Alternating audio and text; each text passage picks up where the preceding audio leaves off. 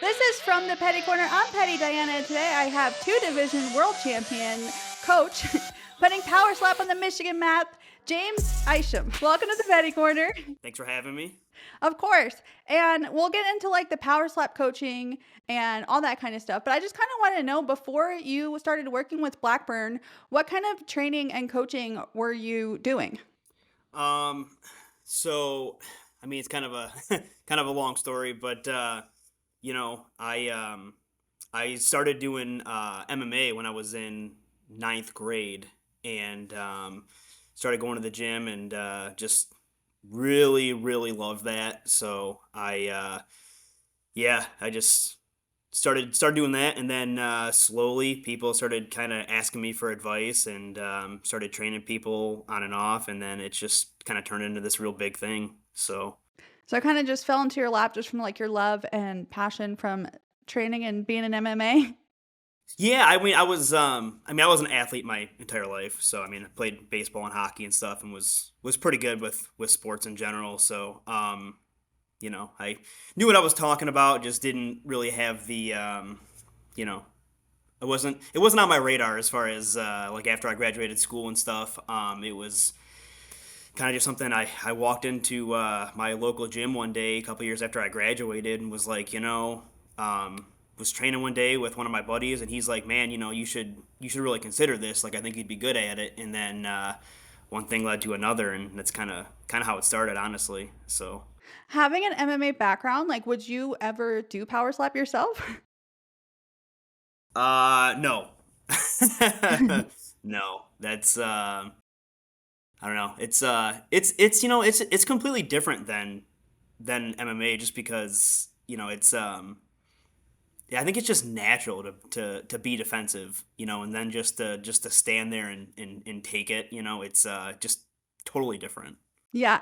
And when I first interviewed Anthony, the first interview I ever did with him, he told me that, you guys went to school together and he had reached out to you after he came back from competing in Power Slap to get a coach. What were your thoughts when he was like, hey, man, can you train me for Power Slap? Because this was a new sport that, nobody knew of. So, like, how were you confident there, too, to be able to train for that?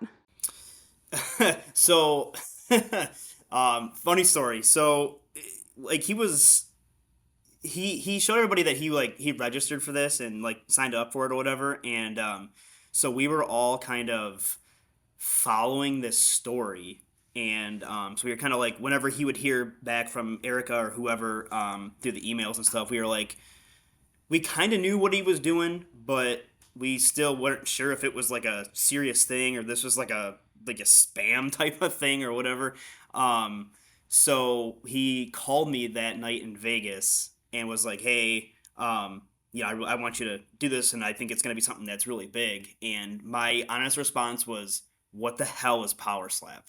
So after I researched it and stuff that night, I've just been totally obsessed with it ever since.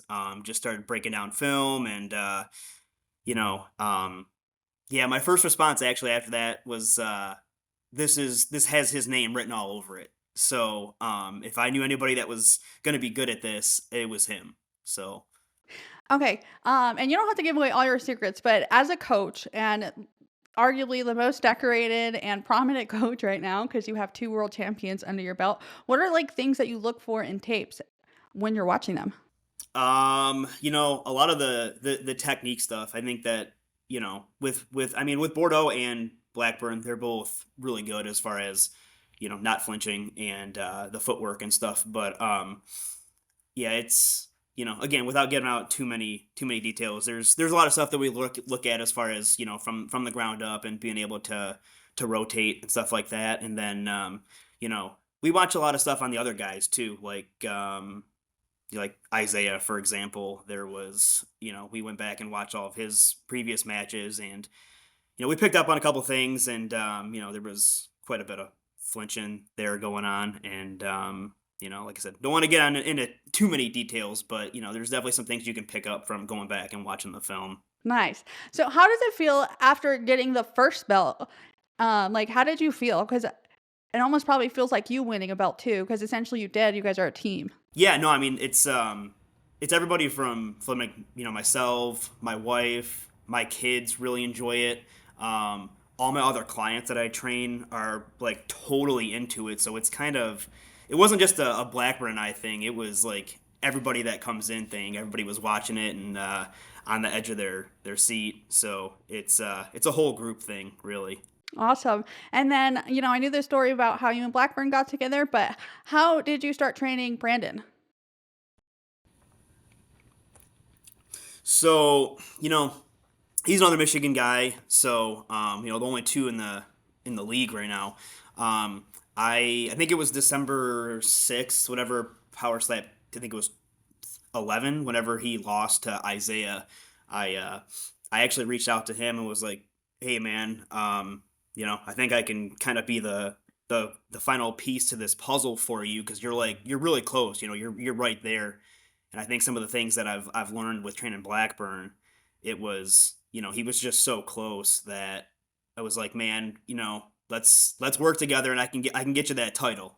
So that was really about it. I mean, he messaged me back and then we talked pretty in depth for a couple days there, and then a couple days after he got back, he was like, let's get after it, let's start training. So that's how it happened. I love it. Are you taking new clients? So if there's any other strikers that like reached out to you, or are you like very specific who you work with? There hasn't been. I've heard rumblings that some guys have are kind of interested, but I'm pretty loyal to my guys.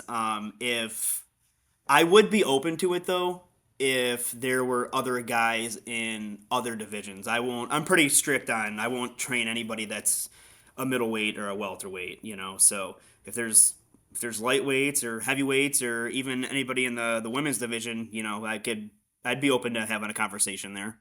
I love it. Would you have to train up like the styles for women because their bodies are different and the way the power generates and everything, or would you kind of keep the same plans that you would for the guys? I mean, everybody's a little different just with medical backgrounds and previous injuries and surgeries and stuff like that. But I mean, for the most part, I think we have a pretty concrete plan that's a proven plan that works, and not a whole lot would change from that, honestly. And I just had to ask because Anthony always carries this with him and he brings it to the press conferences and every time he competes, the little grimace. How did that originate? Yeah. He's actually right here. Hold on. He's sitting right here. He hangs out in our gym, and this is man, it's a long story. I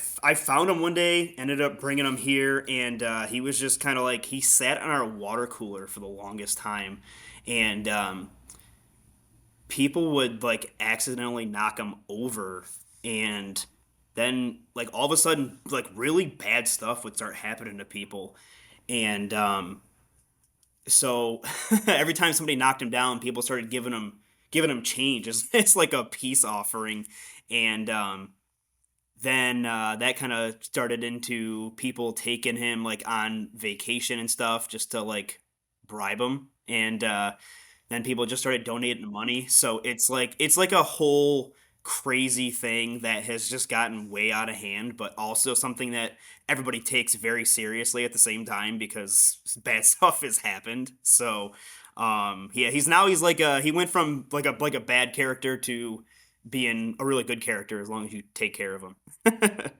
Yeah, it seems like he's Anthony's good luck charm too. Yeah, yeah. Okay, and then Grimace always travels to the events with him. Will we ever see you?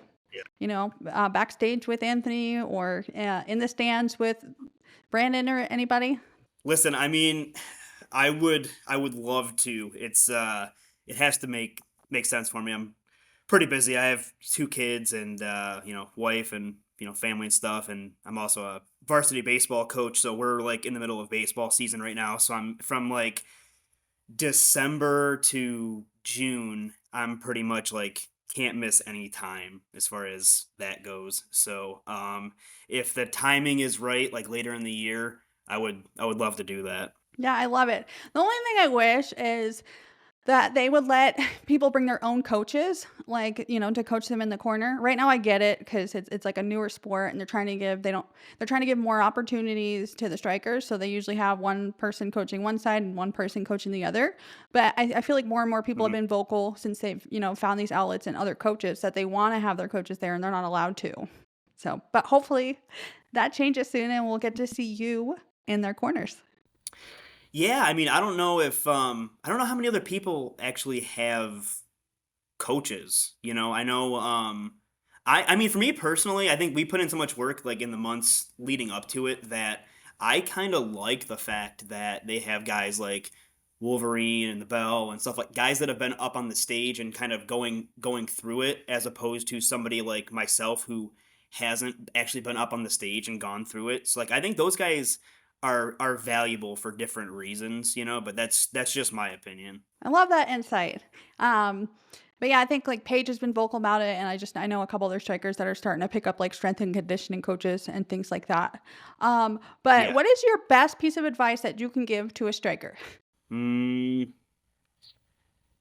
without giving away too much, I would say that the little details and the practicing really makes perfect. They probably should be recording their strikes and watching everything from their feet to the hand placement and stuff like that. Those little details that kind of sound silly are honestly really important. And I think that with the camps that they're doing now, I think that they're starting to take it a little more serious because there's been so many fouls for clubbing and stuff that they really want guys to come in there and that are going to be clean. So honestly, that's probably the biggest piece of advice is rewatch some film and really just work on your striking. Like I said, your feet and your hand. I mean, it's important. So I love it. Well, James, thank you so much for being here. I really appreciate your time. Congratulations to you, by the way. I feel like you're kind thanks. of behind the scenes, and not a lot of people know about you. So, um, but yeah, Yeah. you're doing a great job, phenomenal. And maybe one day we will see a power slap in Michigan. Hey, I'll be here. I'd love to see it. I feel like you guys deserve it because I don't think there's any other state that's had two champions come out of it. Yeah, that's a good question. I never thought about that. Yeah, I don't know any kind of local arenas around here that would be able to host anything like this. It's kind of a smaller area. I mean, we're not that far from Detroit, but I don't think they're getting LCA or anything like that yet. But we'll see. I mean, it would be cool to experience for sure. Yes. But like I said, thank you so much for being here. I appreciate your time, and I look forward to seeing your athletes back on the stage soon. Thank you. I appreciate you having me. Of course.